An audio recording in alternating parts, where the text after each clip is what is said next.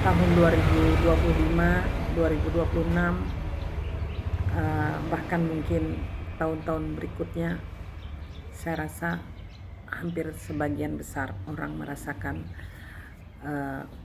mencari uang itu sangat sulit ya. Banyak sekali masalah-masalah yang terjadi terutama di tahun 2025 ya. 2026 masuk ke 2026 itu sudah sedikit berubah ya, menata lebih baik. Itu yang saya rasakan dan juga melihat di sekitar kita juga terjadi seperti itu. Banyak sekali ketika kita ngobrol dengan orang di jalan itu rata-rata mereka mengalami hal yang sama. Artinya kesulitan ekonomi, masalah keluarga, masalah hubungan toksik, masalah banyak sekali masalah-masalah yang complicated seperti itu ya. Tahun 2025 sampai 2026 itu sangat berasa di tahun 2025 ya, seperti itu. Nah, dan banyak juga sekarang ini saya melihat perempuan-perempuan itu sudah sepertinya itu keluar dari zona nyamannya, sehingga sejak COVID sih sebetulnya saya melihat ya banyak sekali perempuan-perempuan yang seperti menjadi pahlawan di dalam keluarga ketika suami di PHK, ketika usaha hancur seperti itu. Banyak sekali perempuan-perempuan yang akhirnya bangkit dan melawan, mendobrak semua yang mungkin selama ini tidak pernah dia lakukan. Contohnya menjadi konten kreator, tiba-tiba belajar menjadi affiliate, belajar menjadi banyak sekali ya sebagai influencer seperti itu, dan juga banyak sekali yang memiliki all soft, online soft seperti itu. Banyak hal yang dia bisa kerjakan oleh wanita ya pada saat dia terjepit dengan masalah-masalah ekonomi, masalah keluarga seperti itu. Nah, di komunitas yang saya bina saat ini juga sama, mayoritas perempuan. Nggak heran sih kenapa kok perempuan yang mendominasi. Nggak heran karena perempuan yang tahu isi dapur, perempuan yang tahu sulitnya bagaimana ketika harga-harga naik, ketika beras nggak ada, uang sekolah nggak ada, uang listrik nggak ada. Perempuanlah yang paling menderita ya, rasa-rasanya yang paling tahu banget bagaimana kalau uang nggak ada. Nah, sehingga wanita-wanita ini yang tadiannya hanya di zaman dulu kita tahu banyak sekali perempuan yang nyaman hanya terima uang dari suami, nafkah dari suami, nafkah dari pasangannya, seperti itu di zaman-zaman dulu. Tetapi sejak COVID, saya merasakan sejak COVID itu sudah sangat-sangat berbeda. Banyak sekali justru perempuan yang menjadi tulang punggung. Maka jangan heran sekarang ini perempuan kalau dia ada konflik di rumah tangganya, di rumah tangga, jangan heran mereka banyak yang akhirnya memilih untuk sendiri dan berjuang buat anak dan keluarga. Lebih banyak seperti itu. Mereka tidak akan memutuskan untuk misalnya menikah lagi atau menjalin hubungan lagi yang baru sehingga ada konflik yang baru. Saya rasa seperti itu, saya melihatnya seperti itu. Banyak sekali wanita-wanita yang tangguh, wanita yang benar-benar perkasa, yang benar-benar mandiri dan bisa survive melawan segala macam perubahan. Dia lebih cepat bergerak. Saya tidak mendiskreditkan laki-laki ya, laki-laki juga banyak yang akhirnya karena kondisi seperti ini mereka juga banyak yang benar-benar bisa keluar dari zona nyamannya, banyak juga. Tetapi karena kebetulan yang di komunitas yang saya bimbing adalah mayoritas perempuan, jadi saya sangat mengerti bagaimana gejolak yang terjadi di dalam, bagaimana curhat-curhatnya para perempuan ini. Jadi saya melihat bahwa ini sebuah kalau perempuan sudah kejepit seperti ini, dia akan berontak seperti itu, kebanyakan seperti itu. Nah, jadi beruntung sekali di komunitas Asia One ini yang saat ini saya bina, kita benar-benar belajar bahu-membahu setiap hari, bekerja sama untuk bagaimana caranya kita melangkah selangkah demi selangkah hidup lebih baik, baik itu secara kesehatan, finansial, dan juga pengembangan diri.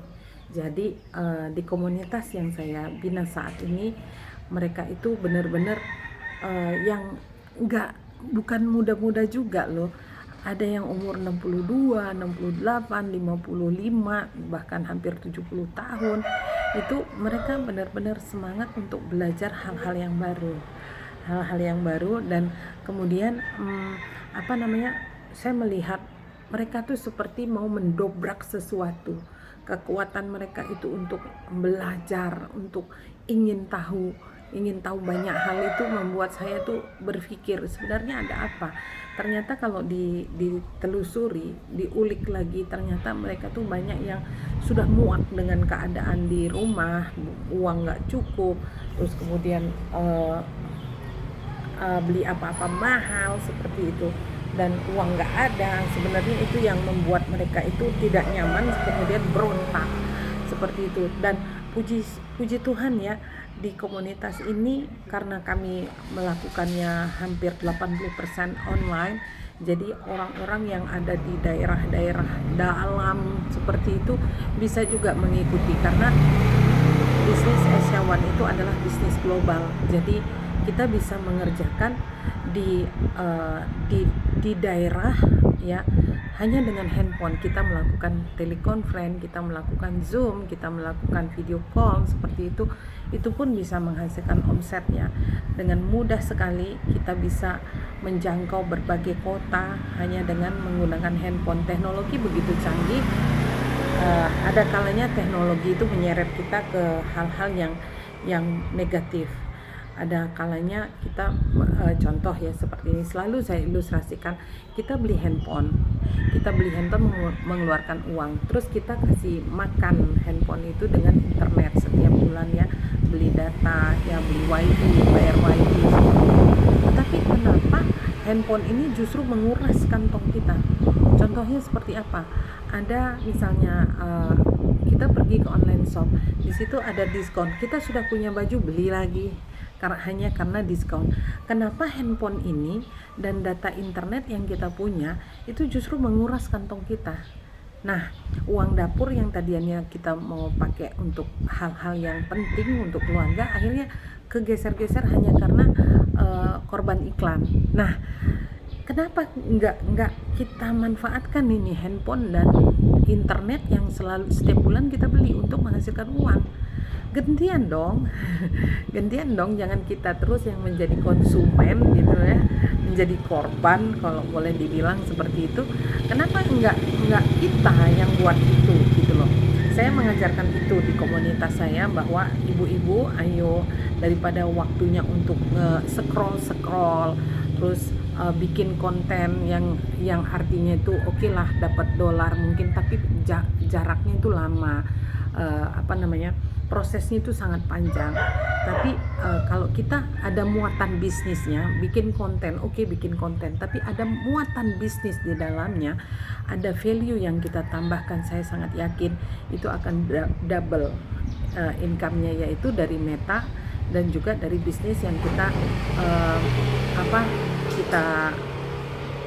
bikin konten seperti itu. Jadi itulah yang saya lakukan di dalam komunitas yang saya sedang bangun ini, sehingga banyak sekali ibu-ibu yang sudah umur sepuh ya seperti itu, senior, bisa akhirnya menghasilkan dolar loh, bukan rupiah, dolar. Jadi kita di komunitas Asia One ini termasuk devisa negara karena kita mendatangkan dolar ke Indonesia. Dan satu hal lagi, saya sering kali presentasi dengan TKW ya, ada di Malaysia, ada di Hong Kong, ada di mana-mana. Itu saya selalu bilang, kamu kerjakan bisnis ini hanya dengan sisa waktu yang kiranya kamu bisa curi-curi waktu menggunakan handphone. Nah, coba bayangkan, kebayang nggak sih kamu itu kerja di contoh misalnya kamu kerja di Malaysia, dapat ringgit. Tetapi karena kamu mengerjakan Asia One, kamu dapat lagi tambahan dolar Amerika. Artinya itu dengan begitu kamu itu tanpa sadar kamu kerja di dua negara, yaitu ringgit Malaysia dan dolar Amerika. Ketika habis kontrak, mereka pulang ke kampung, mereka nggak bingung lagi untuk nambah kontrak, meninggalkan keluarga, meninggalkan anak-anak dengan risiko misalkan hukuman gantung, apalah segala macam. Aduh, mengerikan sekali. Nah, dengan mereka ini, para TKW ini, kita ajarkan untuk bagaimana caranya mendigitalisasi bisnis Asia One ini. Mereka punya double income-nya bukan rupiah tetapi dolar dan ringgit, misalnya kalau dia ada di Malaysia. Seperti itu, luar biasa ya. Nah, itulah yang saya lakukan di komunitas yang sedang saya bangun, yaitu komunitas Asia One ya. Nah, buat teman-teman yang mau belajar, yang mau ikutan, nggak usah tinggi banget. Kita belajar bagaimana belajar berbisnis online atau mendigitalisasi bisnis kita, atau minimal pengembangan diri, minimal tahu bagaimana caranya step by stepnya menjalankan bisnis online seperti itu. Kalau mau bergabung di komunitas ini, silahkan hubungi saya dan klik link di bio, kita ngobrol yuk.